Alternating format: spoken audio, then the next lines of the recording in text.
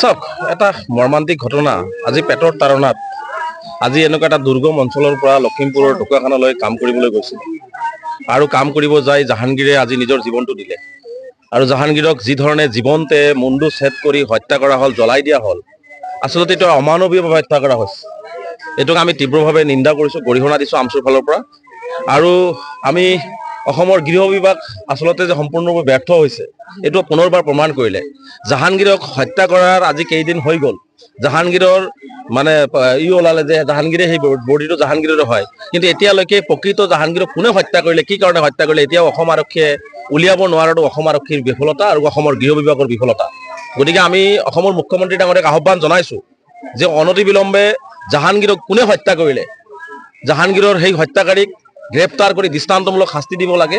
আৰু দুৰ্ভাগ্যৰ বিষয় যে আজি মই য'ত আহিছোঁ আচলতে মানুহ থকাৰ পৰিৱেশ নাই। জাহাংগীৰৰ দুটা বাচ্চা আছে, মাক আছে, ঘনীয়েক আছে, ভায়েকটো এতিয়ালৈকে লখিমপুৰতে আছে, তেওঁ আহিব পৰা নাই।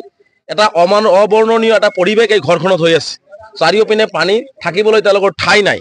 তেনেকুৱা ক্ষেত্ৰতো অসম চৰকাৰে আজিলৈকে জাহাংগীৰৰ ঘৰত খবৰ ল'বৰ কাৰণে অসম চৰকাৰৰ আহৰি নাই।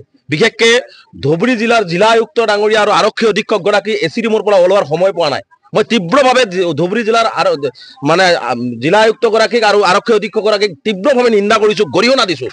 যি সময়ত জাহাংগীৰৰ ঘৰত মানৱতাৰ দৃষ্টিৰে হ'লেও এই পৰিয়ালটোৰ কাষত থিয় হ'ব লাগিছিলে, তেওঁলোকে আহিব লাগিছিলে।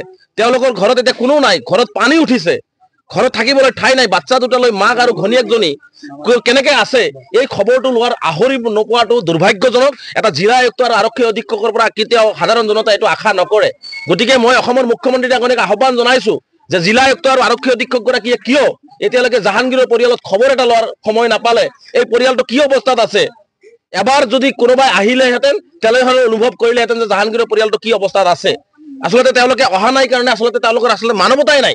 গতিকে অসমৰ মুখ্যমন্ত্ৰী ডাঙৰীয়াক আহ্বান জনাইছোঁ যে অনতিবিলম্বে অসম চৰকাৰৰ ফালৰ পৰা জাহাংগীৰৰ ঘৰত আহি জাহাংগীৰৰ ঘৰৰ পৰিয়ালৰ পৰিৱেশটো চাব লাগে আৰু তেওঁলোকৰ পৰিয়ালক উপযুক্ত, যিহেতু তেওঁ একমাত্ৰ ইনকাম চ'ৰ্চ আছিল এই পৰিয়ালটোৰ, গতিকে উপযুক্ত ক্ষতিপূৰণৰ ব্যৱস্থা গ্ৰহণ কৰিব লাগে। আৰু মুখ্যমন্ত্ৰী ডাঙৰীয়া প্ৰত্যক্ষভাৱে হস্তক্ষেপ কৰি জাহাংগীৰৰ দোষীক কৰায়ত্ব কৰি দৃষ্টান্তমূলক শাস্তিৰ ব্যৱস্থা কৰিব লাগে আৰু জাহাংগীৰৰ পৰিয়ালক উচিত ক্ষতিপূৰণ দিব লাগে। আজি আমি অসমৰ মুখ্যমন্ত্ৰীক জাহাংগীৰৰ পৰিয়ালৰ কাৰণে, জাহাংগীৰৰ হত্যাকাৰীক গ্ৰেপ্তাৰ কৰাৰ কাৰণে আমি ইতিমধ্যে সিদ্ধান্ত গ্ৰহণ কৰিছোঁ। মেমৰ নাম আজি মুখ্যমন্ত্ৰী ডাঙৰীয়াক সন্ধিয়া আমি মেইল যোগে পঠাম আৰু আমি আশা কৰিম যে অসমৰ মুখ্যমন্ত্ৰী ডাঙৰীয়াই জাহাংগীৰৰ পৰিয়ালটোক ন্যায় দিব আৰু উপযুক্ত ক্ষতিপূৰণ দি দোষীক গ্ৰেপ্তাৰ কৰিব।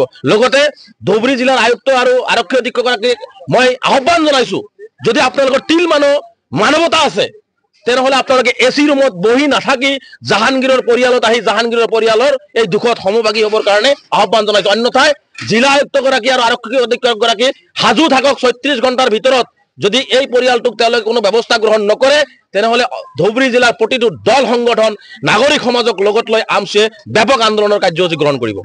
নবীন গগৈৰ বডি কৰা হৈছে, এতিয়া গম পালে এইটো আমাৰ বডিটো ইয়াৰ হয়, ধৰ্মৰ ক্ষেত্ৰত আপুনি কি ক'ব?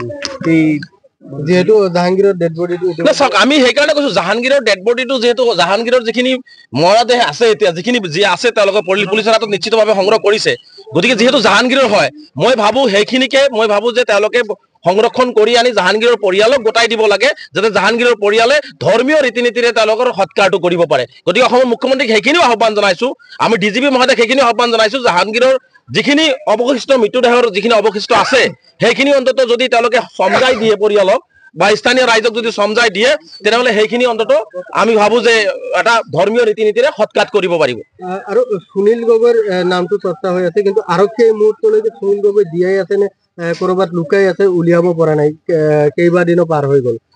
চাওক, মই কৈছোঁ যে অসম আৰক্ষী আৰু গৃহ বিভাগৰ ইতিমধ্যে তদন্ত আৰম্ভ কৰিছে, কিন্তু তদন্ত আৰম্ভ কৰি জাহাংগীৰৰ ডেড বডি হয় বুলি ইতিমধ্যে তেওঁলোকে ক'লেই, কিন্তু গৃহ বিভাগৰ যিটো ধৰণৰ তৎপৰতা বা যি ধৰণে মানে কামখিনি আগবাঢ়িব লাগিছিল সেইখিনি আগবাঢ়ি থকা নাই, যাৰ কাৰণে আজি এটা মাৰ্ডাৰ হৈ যোৱাৰ পিছত, মানুহ এটা জীৱনতে জ্বলাই দিয়াৰ পিছত, মুণ্ড ছেদ হৈ যোৱাৰ পিছত, ইমান ডিজিটেলাইজ হৈছে পৃথিৱীখন, তাৰ পিছতো এতিয়ালৈকে জাহাংগীৰৰ হত্যাকাৰী বা সুনীল বৰা ক'ত আছে এই কথাটো গৃহ বিভাগে উলিয়াব নোৱাৰাটো অতিকে দুৰ্ভাগ্যজনক আৰু গৃহ বিভাগৰ বিফলতা।